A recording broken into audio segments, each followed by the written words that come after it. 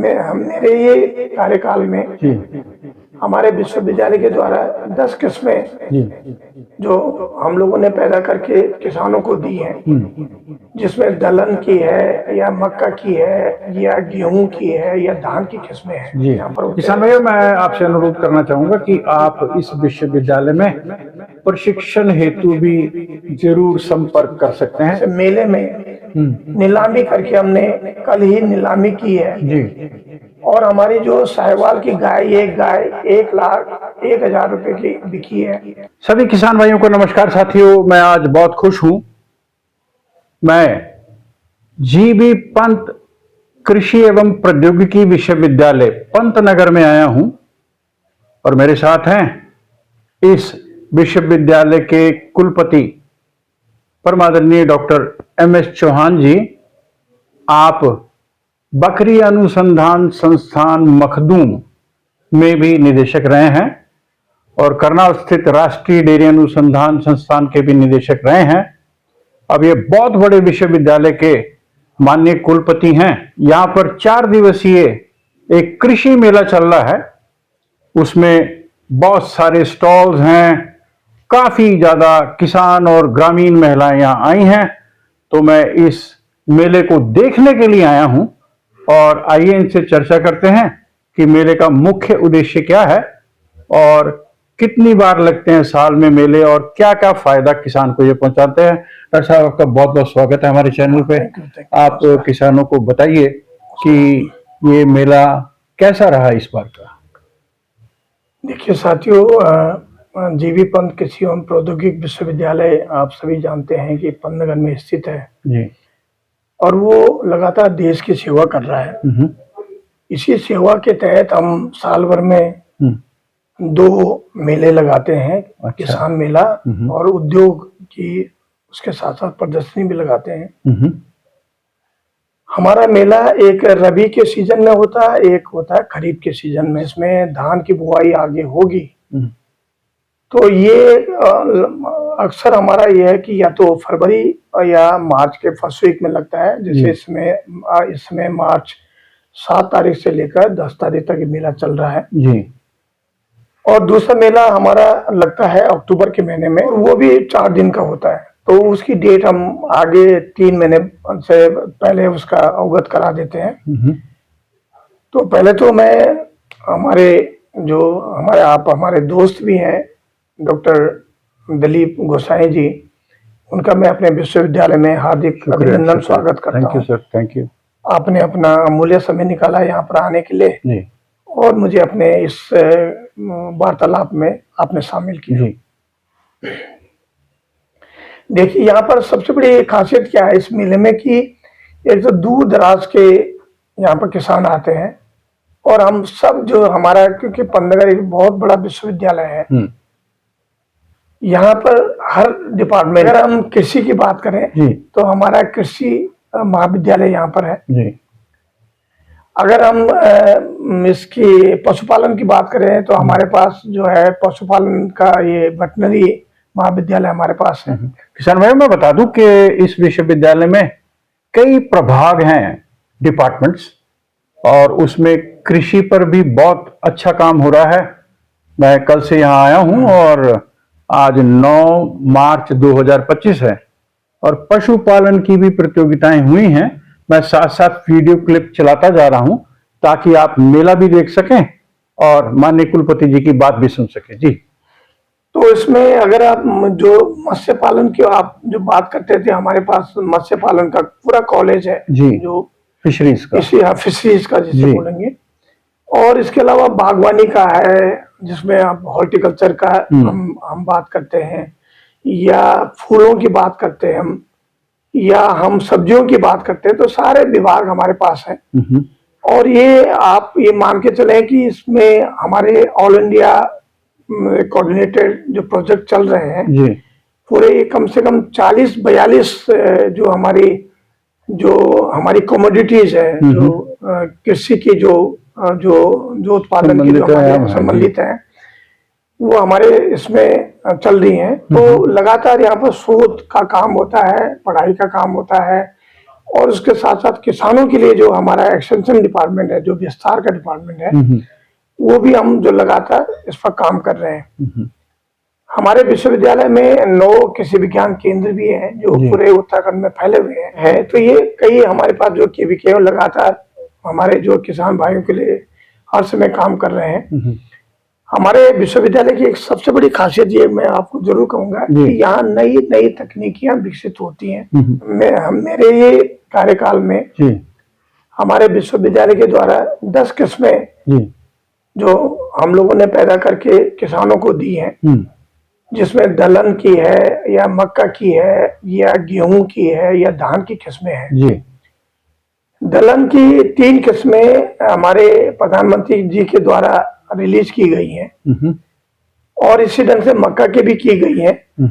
तो विश्वविद्यालय जो नए नए जो हमारे नवाचार हो रहे हैं, उससे हम तकनीकियां विकसित करके लगातार किसानों तक हम पहुंचा रहे हैं।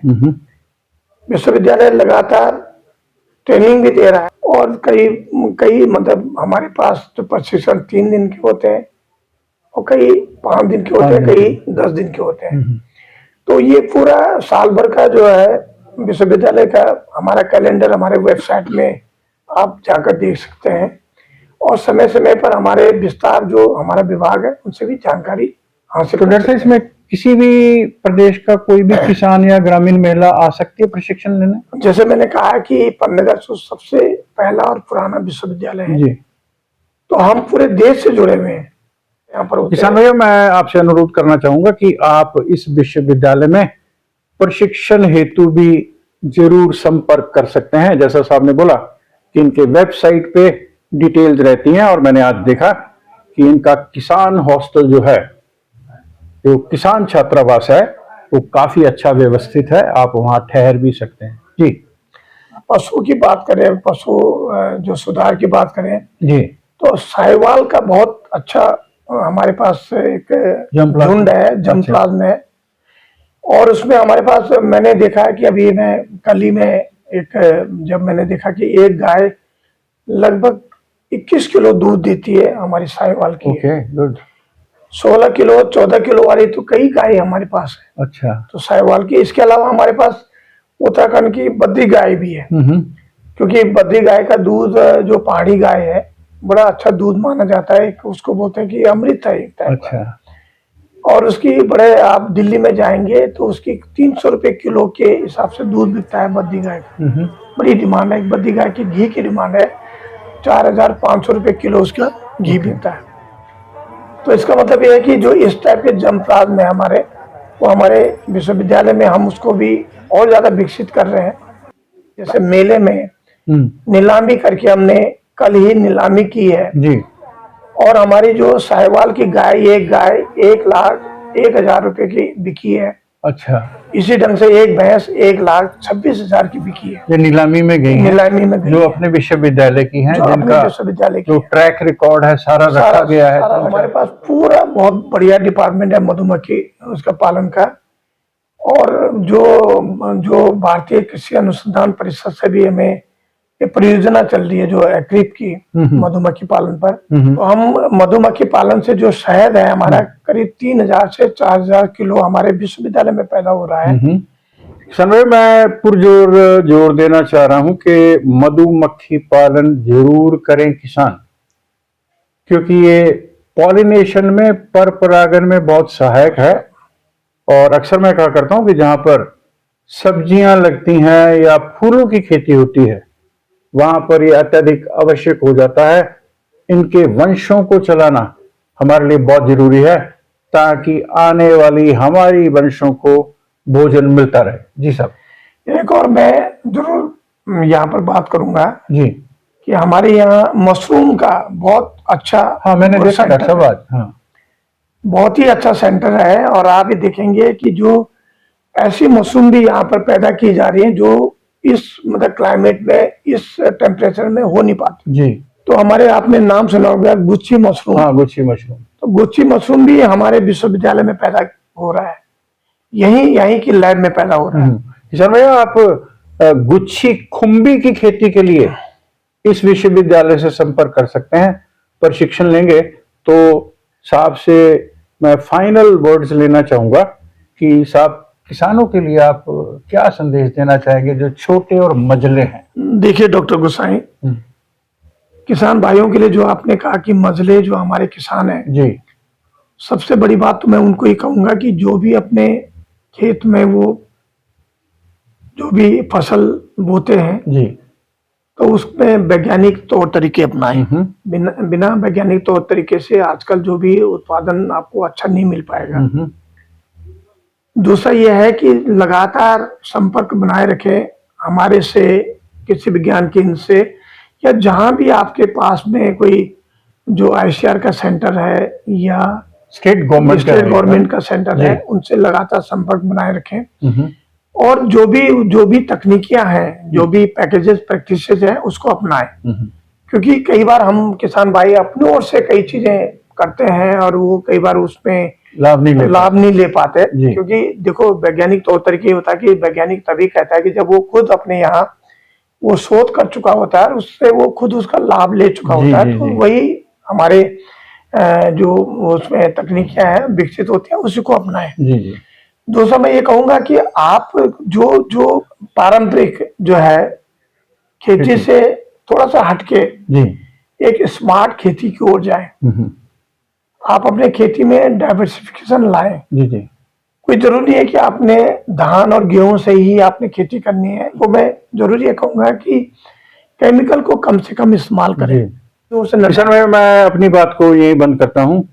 साहब ने समीक्षा की है आखिर में कि आप फसलों में करें विविधीकरण और कुछ नए नए आयाम जरूर उसमें जोड़ें और साथ में कम से कम केमिकल या रसायनों का खेत में करें प्रयोग। अच्छी खेती के लिए वैज्ञानिकों से निरंतर आप संपर्क में रहें और उनकी सलाह के मुताबिक ही खेती करें। आप सबको ढेर सारी शुभकामनाएं।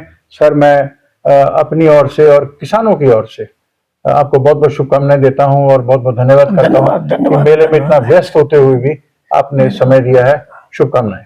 धन्यवाद।